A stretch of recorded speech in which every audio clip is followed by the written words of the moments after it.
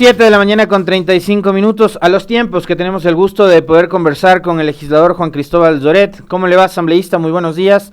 Un placer, como siempre, poder dialogar con usted. Vamos, de entrada, ¿no? Hay una frase que la repite Correa casi siempre en sus redes sociales, en sus entrevistas, y dice, los corruptos siempre fueron ellos. ¿Eso aplica en el caso de Pablo Celi? Buenos días. Muy buenos días, un cordial saludo para ustedes en esta mañana y gracias por el espacio, gracias por la entrevista. Efectivamente, el dedo de la corrupción cada vez más apunta a Moreno, a su círculo cercano y por supuesto a su círculo de poder, quienes han gobernado este país los últimos 4 años. Yo creo que el día de ayer se dio un mensaje muy claro desde la Asamblea Nacional en torno a la actuación de un ministro de Salud totalmente cuestionado, como fue el ministro Ceballos. Y hoy tenemos el reto por delante de poder sobre la mesa poner la evidencia con respecto a ese manejo, por decirlo menos, irregular que ha tenido y una actuación totalmente cuestionada que ha tenido la Contraloría Nacional, la Contraloría General del Estado, al frente de este organismo, un personaje cuestionado desde todo punto de vista, desde su proceder en el ámbito administrativo y también con una serie de cuestionamientos con respecto al proceder, digamos, de la Contraloría en estos últimos años. Precisamente por eso hemos decidido llevar adelante un proceso de fiscalización, un juicio político al actual Contralor, digamos, que está detenido, Contralor subrogante, entre comillas, y empiezo por ahí. Quizás ese es uno de los elementos que todavía nos queda, que todavía nos queda pendiente. Todos vimos cómo en un video el señor Celi rompía su acción de personal, una acción de personal que le notificaba que ya no era el Contralor subrogante, sino que se planteaba con una acción de personal que lo firmó antes de salir de vacaciones precisamente el anterior Contralor, que ponía a la señora Sabet Chamón como Contralora subrogante. Desde ahí hay que empezar precisamente el tratamiento de todo lo que ha sido el accionar de la Contraloría cuestionada durante estos últimos años precisamente. Ahora, Pablo Celi, le pregunto esto, asambleísta Juan Cristóbal Lloret, ¿Pablo Celi se mandaba solo? Porque al estar vinculado con José Augusto Briones, que fue parte de la mesa chica, del círculo más cercano de Lenín Moreno, me parece que Celi termina siendo como una herramienta de otras personas para ejecutar este tipo de órdenes que finalmente beneficiaban a algunos, ¿no? Termina siendo así. ¿A quién obedecía o a quién se debía Pablo Celi? Bueno, Pablo Celi era parte de ese círculo de poder, digámoslo así. Era el intocable, digamos, en términos políticos, en términos de investigación. Nosotros, como bancada de la Revolución Ciudadana, a este ciudadano lo hemos venido denunciando desde hace muchos años atrás.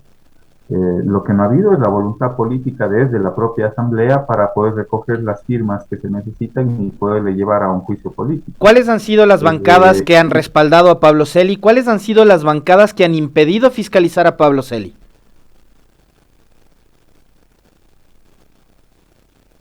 Tenemos problemas con la conexión. Bueno, nosotros hemos venido insistiendo. Precisamente la compañera Marcela Guiñaga ha sido quien ha llevado también adelante un proceso de fiscalización al señor Celi. En algunas ocasiones ha intentado llevar adelante ese proceso de fiscalización y no hemos tenido las firmas necesarias para poder precisamente llevar adelante. ¿Quiénes son las bancadas que no han firmado? Bueno, todas. La bancada de la Revolución Ciudadana ha sido la única que ha logrado conseguir sus 30 firmas y en anteriores ocasiones, pese a que se les envió a los 137 legisladores, no hubo la voluntad política para poder cumplir con ese cometido. Y recién a raíz de la detención del señor Celi, hemos logrado conseguir 38 firmas de respaldo. Quienes se han opuesto en este momento, por ejemplo, no hay ninguna firma de Creo. Yo les he enviado el correo a los 130 firmas de respaldo del Partido Social Cristiano, del movimiento Pachacuti, de algunos independientes, pero de los que no hemos recogido una sola firma, precisamente es del Partido Creo. El partido del presidente electo Guillermo Lasso, uno de los que ha sido, digamos, principal actor para blindar a Pablo Celi. Pero quien también lo blinda es Trujillo a través del Consejo de Participación Transitorio y la actual Corte Constitucional. Ellos deberían asumir de alguna forma, también asambleísta Zoret, su responsabilidad después de conocer estos actos bochornosos en los que estaría aparentemente involucrado el Contralor Subrogante.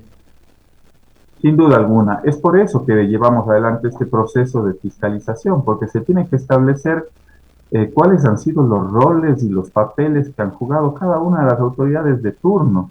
Tanto es así que este autodenominado Contralor, porque así termina siendo el señor Celi, en vista de que no tenía ninguna acción de personal que pueda garantizar precisamente su idoneidad dentro de la Contraloría, él se autodenomina Contralor un 21 de junio del 2017, emitiendo él mismo un acuerdo que se publica en el registro oficial. Y luego eso es reconocido 2 años después, precisamente por el Consejo de Participación en ese momento subrogante. Es decir, ahí hay un rol también muy cercano entre el señor Celi con el Trujillato y todo lo que significó ese grave momento de transitocracia que vivió el país. Y lo más grave es que precisamente esta es parte de la debacle institucional, porque al final de cuentas la Contraloría se convirtió en un espacio, un ente de persecución, sobre todo a quienes pensaban distinto en un momento determinado, en torno al correísmo, por ejemplo. La Contraloría se convirtió precisamente en ese mecanismo, ese instrumento de persecución política que llevó adelante una serie de procesos totalmente cuestionados. Pero ahí no termina el tema, estimado Alexis. Precisamente hay algunos procesos en los cuales ya se evidencia el accionar del señor Celi incluso antes. Precisamente cuando vemos ahí cuál ha sido el papel que ha jugado el señor Celi, por ejemplo, en el caso de Brecht. Y precisamente esta empresa que es corrupta y corruptora, que plantea una red de carácter internacional, en el caso del Ecuador, a diferencia de otros países, en el caso del Ecuador, resulta que precisamente el señor Celi, en el año 2016, cuando era Contralor Subrogante, es quien establece cuestionamientos y establece las glosas a los diferentes funcionarios por diferentes proyectos. Hay el proyecto Daule, el proyecto Manduriacu, y otra serie de proyecto Poliducto Pascuales Cuenca, por ejemplo.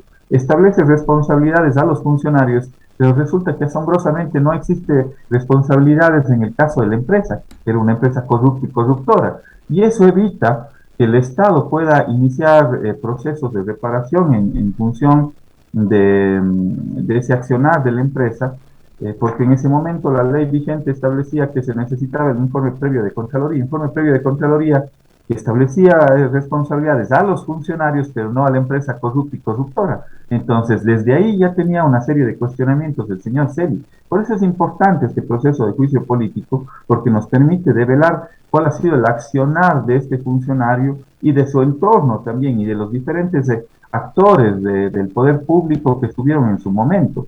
Por eso es importante, porque nos va a permitir también establecer la idoneidad, digamos, en este momento del accionar del señor Celi en todos los procesos que ha llevado adelante. Hay un titular del medio digital Primicias que me llama mucho la atención porque dice: una orden verbal de Pablo Celi era suficiente para desvanecer glosas. Eso por un lado, ¿no? Que es una acusación que tiene que ver además con los testimonios de algunos funcionarios que dan cuenta de cómo operaba Pablo Celi, quien además, tengo entendido, era una persona que maltrataba y hasta acosaba a la gente que trabajaba cerca a él. Pero así como daba órdenes para desvanecer glosas, asambleísta Zoret, a mí no me queda duda de que si era capaz de hacer eso, era también capaz de presionar a los funcionarios de la Contraloría para emitir glosas. Y es un hecho, usted lo decía hace un momento, que esta Contraloría emprendió una campaña de desprestigio, de persecución, y que le ha costado esto muchísimo, no solo la carrera profesional de muchos servidores públicos, sino también ha generado problemas familiares y hasta económicos a decenas de familias de trabajadores honestos de este país. ¿Qué se puede sacar como conclusión de aquello? De las órdenes de Celi para desvanecer glosas por un lado y beneficiar económicamente a empresas vinculadas con los negocios petroleros o las telefónicas, y la otra, emitir glosas para perseguir a funcionarios. Bueno, esa es parte de precisamente lo que usted dice, estimado Alexis, tiene un trasfondo de carácter económico en favor del señor Celi y en favor de algunas empresas, y al mismo tiempo poner contra las cuerdas a una serie de funcionarios que eran parte de la Contraloría, quienes, para no perder su espacio laboral o las funciones dentro de la Contraloría, tenían que cumplir esas disposiciones dadas por el señor Celi. Precisamente todo eso da cuenta en un expediente que está afrontando en el ámbito ya penal, precisamente el señor Celi, cuando se establece, digamos, una cooperación eficaz o un proceso con la justicia norteamericana, en el cual en esa justicia, dentro de la justicia norteamericana, hacen una investigación precisamente al sobrino del señor Celi, cosa que nosotros lo venimos diciendo desde hace meses atrás, años atrás, en el cual había una serie de cuestionamientos, porque a través del sobrino empieza a generar una delación en la justicia norteamericana que establece un círculo oscuro, un círculo de poder en el cual estaba vinculado, ojo, vinculado a la Secretaría de la Presidencia de la República. Es por eso que hay un detenido, precisamente del entorno más cercano del señor Moreno, del presidente de la República. Pero ¿quiénes más estaban dentro de este proceso? Estaba precisamente el Contralor Celi, en el cual se encargaba precisamente de desvanecer esas glosas que aparecían en los diferentes procesos que llevaba adelante la Fiscalía en favor de algunas empresas. ¿A cambio de qué? A cambio de dinero, a cambio de dinero que se lo entregaba aparentemente a través de su hermano, que fungía de abogado, y se llevaba adelante el desvanecimiento de glosas. Se habla en este expediente, lo que hemos podido tener acceso, digamos, a través de los medios de comunicación, que la empresa No Limit se le habría desvanecido glosas por 13 millones de dólares a través de su hermano Esteban Celi con el accionar precisamente del Contralor Celi. ¿Y quién es más? Y el círculo de poder, ¿por qué? Porque estamos hablando de empresas que tenían contratos con Petroecuador, que trabajaba el sobrino del señor Celi, es decir, es todo un entramado de corrupción en el cual involucra, y es muy grave este tema, porque involucra al círculo cercano del presidente actual de la República. Estamos hablando de nada más y nada menos del secretario de la presidencia. Yo ya hice un cuestionamiento con el accionar del secretario de la presidencia hace algunos años atrás, cuando estaba el señor Briones. Incluso ustedes recordarán los cobros indebidos. Acuérdense quién estaba detrás de los cobros indebidos, precisamente GEA. ¿Y quién era GEA? Eduardo Jurado, también parte de la mesa chica y ministro de Moreno. Exactamente, cuando hicimos la denuncia en la asamblea para que comparezca el señor Jurado, automáticamente lo sacaron de su puesto. ¿Quién era el señor Jurado? De la mesa chica, precisamente secretario nacional de la presidencia. Entonces, ya hay una serie de cuestionamientos con respecto al círculo cercano del presidente de la República. Ojo, y este es un tema importantísimo porque va a evidenciar toda esa red de corrupción en torno al círculo de Moreno también. Entonces, por eso estamos llevando adelante este proceso también de fiscalización en torno al accionar del señor Celi. El Ahora, señor Celi, lo grave de esto, y a propósito de un mensaje que acabo de recibir, asambleísta Doret, perdón que le corte ahí, es, Celi parecería que dentro de la Contraloría monta un esquema de corrupción, ¿no? Porque además él hace que los funcionarios cometan estas irregularidades, pero esos funcionarios, al ser, digamos, presionados, no están exentos también de la culpa de haberlo hecho, ¿no? O sea, acá hay que investigar absolutamente a todos y desmontar todo ese entramaje de corrupción que ha montado Celi en la Contraloría. O sea, en la Contraloría hay que entrar con una escoba. yo no tengo la menor duda de aquello, estimado Alexis. Tanto es así que cuando iniciamos este proceso de fiscalización, fíjese usted, cuando iniciamos este proceso de fiscalización, cuando mandamos el correo a los 137 asambleístas, automáticamente ya me llegó un nuevo proceso de Contraloría. Pero no les tenemos miedo en realidad, porque nosotros no tenemos nada que ocultar. Entonces, no nos queda duda de que quienes siguen operando precisamente la Contraloría también es el círculo cercano del señor Celi. Automáticamente, sorpréndase, estimado Alex, cuando envié el correo electrónico al día siguiente me llamaron de la Contraloría para decir que iniciaban un nuevo examen especial cuando yo era funcionario de la Senado. Yo dije que con todo gusto les vamos a dar toda la información que requieran. Pero para que vean el nivel todavía de manejo y de operatividad que tiene la Contraloría en torno a estos procesos. Déjenme decirles que no les tenemos miedo, tanto es así que a mí me han hecho, no sé, en estos últimos 2 años, 12, 15, 18 procesos de Contraloría, pero aquí estamos afrontando y precisamente enfrentando a aquellos actores que tanto daño le han hecho al país, y tanto daño le han hecho al país no solo en el ámbito, en este ámbito, en el ámbito administrativo. La injerencia de este personaje nefasto para el Ecuador fue más allá, incluso tratando de interferir, y esa es parte de los causales del juicio político, interferir en las acciones del Consejo Nacional Electoral. Acuérdense ustedes cuál ha sido el accionar burdo de este personaje con respecto a las interferencias en otra función del Estado, con una resolución que la saca en junio del 2020, aprueba un examen especial que al final le recomienda y le exhorta al Consejo Nacional Electoral para que dé de baja 4 movimientos o partidos políticos. Claro, este sinvergüenza casi se convierte en árbitro y en juez de las elecciones últimas, ¿no? Es increíble lo que sucede en el Ecuador. Tuvo la audacia este personaje, pese a que el juez de cuentas natural, digamos, en los términos de las organizaciones políticas, precisamente es el Consejo Nacional Electoral, él quería sobrepasarse las funciones que tenía y le recomienda y le exhorta a que dé de baja 4 partidos o organizaciones políticas, a sabiendas que no tenía precisamente esas facultades, e incluso fue un poco más allá.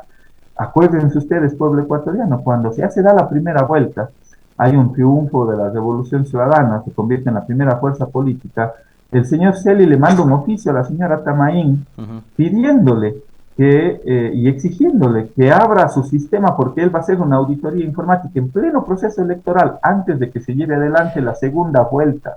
Entonces es una clara interferencia en otra función del Estado y atenta precisamente con el artículo 16 del Código de la Democracia, que ninguna persona puede interferir precisamente en el proceso electoral. Ese es otro de los causales del proceso de juicio político. Ahora, ¿sabe qué es lo que provoca también una profunda indignación? Ha pasado ya más de 3 semanas, vamos para el mes desde que Pablo Celi fue detenido, y todavía, digamos, no sabemos cuál va a ser el futuro de un funcionario que todavía está al frente de la Contraloría en teoría, ¿no? A pesar de que está detenido, pero no ha sido destituido, ha sacado, tengo entendido, vacaciones, etcétera, etcétera. El hombre no se posesionó ante nadie, no fue elegido a través de un mecanismo regular, un concurso de oposición y méritos, recibió la bendición de Trujillo, de sus panas, de la Corte Constitucional, del gobierno de Moreno, y siguió, ¿no? Hasta que, como entre ellos, llegó la traición y ahora está atravesando horas bajas. Pero yo me imagino que mucha gente, los ecuatorianos se preguntarán, ¿qué es lo que está esperando la Asamblea para cumplir con ese rol fiscalizador y en un acto sumarísimo deshacerse de este sujeto que a todas luces es un funcionario deshonesto, corrupto, con un pasado y un presente oscuro? Precisamente por eso, estimado Alexis, nosotros no nos hemos quedado dormidos en los laureles, como suelen decir. Este proceso lo venimos impulsando, insisto, desde hace 2, 3 años atrás. La compañera Marcela Guiñaga en 2 ocasiones intentó llevar adelante a juicio político por causales que están establecidos también dentro de este proceso, pero no hubo la voluntad política. Imagínense ustedes, aquí hay el accionar cómplice también de algunos actores y sectores políticos que en su momento no les dieron la firma, no nos dieron la firma para poder iniciar este proceso de fiscalización. Y aquí también existen responsabilidades de otras instancias, precisamente por el Consejo de Participación Ciudadana y Control Social, porque el Consejo de Participación Ciudadana y Control Social jugó un papel trascendental. Y precisamente la debacle que hoy tenemos a nivel de una grave fractura institucional se da por el accionar del Trujillato. Fíjense ustedes, todas las autoridades cuestionadas, las autoridades que pusieron precisamente este consejo transitorio están cuestionadas. Vaya y vea lo que está sucediendo en el Consejo de la Judicatura, estimado Alexis, con una serie de cuestionamientos en los nombramientos de los consejeros del Consejo de la Judicatura. Vea lo que estamos viviendo en la Contraloría.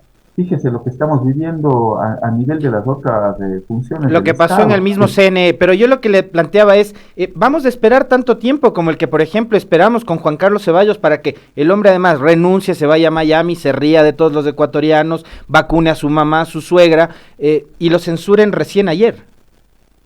Eso es lo que no debería pasar en el Ecuador. O Yo lo que mismo pasó con pienso, Fabricio Villamar. ¿Hace cuánto tiempo? Recuérdenos, usted debe tener en mente, legislador. ¿Cuándo se descubrió el tema del mal uso de estos carnés? Y recién ayer este famoso comité de ética de la Asamblea lo sanciona a Villamar.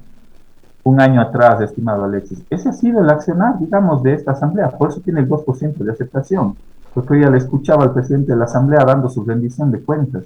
Y yo me pregunto, ¿y qué ha pasado con la fiscalización, con la capacidad fiscalizadora de la asamblea? Yo mismo planteé un juicio político al señor Martínez, cuando todavía estaba en funciones, acuérdese. El señor Martínez renunció, hoy está ganando, no sé, 10.000, 20.000 dólares en el Banco 30 Interamericano. mil dólares. Y él es uno de los causantes de la grave crisis que le tocó vivir al país en estos últimos años, no solo en el ámbito económico, también en el ámbito sanitario, porque él prepagó la deuda, cerca de 2.000 millones de dólares que se vencían en el 2022 y en el 2023. Martínez pagó anticipadamente la deuda cuando aquí en el Ecuador teníamos la ola de contagios y de muertes en Guayaquil, de las más altas en la historia. Entonces, esas responsabilidades de carácter político no han sido juzgadas hasta el día de hoy en la Asamblea. ¿Por qué? Porque ha habido un presidente cómplice, yo no tengo otras palabras, sino cómplice de toda la debacle que le ha tocado vivir al Ecuador estos últimos años, ¿no? Entonces esperamos, y por eso he decidido presentar el juicio político el día de ayer, formalmente, a sabiendas de que esta asamblea está ya de salida. Y quizás este es un mensaje inicial y fundamental en la nueva Asamblea Nacional y en la conformación de esa nueva Asamblea, porque los va a permitir al CAL, al Consejo de Administración Legislativa, con la celeridad del caso y que establece la ley de la función legislativa, precisamente llevar adelante el proceso de fiscalización, que sea un buen mensaje para el país, lo que se lleve adelante a partir del 14 de mayo. Y a partir del 14 de mayo, que empieza un nuevo periodo legislativo, va a ser importantísimo también saber cuál es el rol que va a desempeñar la bancada de UNES. Usted ha sido reelegido como legislador en la provincia de La Suay por la Revolución Ciudadana. Yo le quiero preguntar, porque esto es además algo que me vienen pidiendo quienes nos ven y nos escuchan a través de la transmisión, ¿qué es lo que está pasando con la bancada de UNES? Siguen juntos, son 49, son 40, son 35, están todos, se van a implosionar como pasó con la bancada de 74 de Alianza País. ¿Qué es lo que está pasando con ustedes? Y a propósito de lo que conocimos ayer en horas de la mañana, Sofía Espín ya no es más coordinadora. ¿Qué pasó ahí? ¿Quién va a coordinar la bancada? Bueno, gracias Alexis. Bueno, para tranquilidad de todos, déjenme decirles que la bancada de la Revolución Ciudadana se mantiene firme, unida con sus principios, en sus convicciones. Eh, Cualquier otra información lo que busca es precisamente distorsionar, digamos, esa férrea unidad que la tenemos hoy a nivel de la primera fuerza política al interior de la Asamblea Nacional. Ese fue el designio del pueblo ecuatoriano. Yo creo que hay dos lecturas de este proceso electoral. Una que se da el 7 de febrero, en el cual le pone por delante un triunfo sobre todo de la izquierda en el Ecuador. Usted suma las fuerzas políticas de UNES, o el progresismo, el movimiento plurinacional y la socialdemocracia, la izquierda democrática, tiene la representación del 70% de la Asamblea Nacional. Entonces es un buen mensaje para el país. El 7 de febrero se dio ese mensaje importante porque le plantea también un equilibrio, digamos, en la configuración desde el Ejecutivo y el Legislativo. ¿Por qué? A raíz de los resultados del 11 de abril, en cambio, el mensaje es distinto, el mensaje tiene otra dimensión. Le pone al señor Lazo, que tiene una visión más de corte de derecha neoliberal, y el designio que le da el pueblo ecuatoriano a partir de esos dos elementos son importantísimos, porque hay que entender cuál es ese designio. Se genera precisamente ese equilibrio que se tiene que tener en este momento. Ese equilibrio que no significa, digamos, una disputa encarnizada, sino que significa la responsabilidad de poder llevar adelante las decisiones que sean las más convenientes para el país. Por un lado, un triunfo, digamos, de la izquierda el 7 de febrero a nivel del legislativo, y por otro lado también a nivel del Ejecutivo en el mes de abril un triunfo precisamente de la derecha. ¿Qué significa eso? significa la capacidad que tiene la izquierda hoy, y ese es un reto que tenemos por delante, de poder tener encuentros mínimos, puntos de coincidencia. Yo creo que con los que más coincidencia tenemos en este preciso momento precisamente es desde el centro hacia la izquierda. Coincidencia ideológica, coincidencia, digamos, en términos de un programa legislativo, yo creo que con ellos podemos tener mayores coincidencias. Y el reto, una vez que tengamos esa coincidencia desde el centro hacia la izquierda, es poder tener puntos de acuerdo en función de país. Me refiero a la grave crisis económica que estamos viviendo, a la grave crisis sanitaria. Se están muriendo personas, seres humanos, ciudadanos, ecuatorianos. Entre ahí lo que se necesita es arrimar el hombro para poder tener una vacuna universal, para poder generar ese cumplimiento, digamos, de esa vacunación de la gran mayoría del pueblo ecuatoriano, de todo el pueblo ecuatoriano, que en eso no vamos a tener la más mínima duda, digamos, en cuanto a poder empatar esas visiones. Es decir, ustedes le van a dar gobernabilidad en los temas en donde encuentran, digamos, cosas cruciales como lo de la vacunación, por ejemplo. Ustedes van a dar gobernabilidad al futuro presidente Guillermo Lasso. Es que no podemos mirar de otra forma, estimado Alexis, con ese claro mensaje que nos da el pueblo ecuatoriano en esas dos dimensiones que le acabo de decir. Y sobre todo, y ahí hay que ser muy sensibles a lo que está pasando en el Ecuador. Este gobierno no ha tenido la capacidad necesaria para poderse poner al frente de una de las más graves crisis sanitarias de la historia de la humanidad y de este país. Entonces hoy, para nosotros lo prioritario es salvar la vida de la gente, salvar la vida de las miles de personas que están afrontando afuera de los hospitales un verdadero vía crucis. Reitero sus palabras, la bancada entonces sigue unida y firme, me dijo, pero no me respondió quién va a reemplazar a Sofía Espín. Bueno, estamos todavía, lamentablemente no pude acudir a una reunión que tuvo la bancada esta semana, precisamente en la ciudad de Quito el día martes.